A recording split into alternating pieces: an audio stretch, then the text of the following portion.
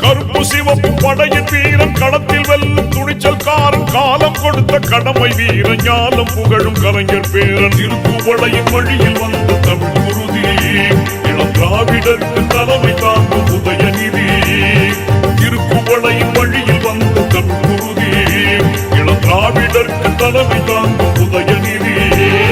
கருப்பு சிவப்பு படையின் வீரன் களத்தில் வெல்லும் துணிச்சல்காரன் காலம் கொடுத்த கடமை வீரன் ஞானம் புகழும் கலைஞர் பேரன்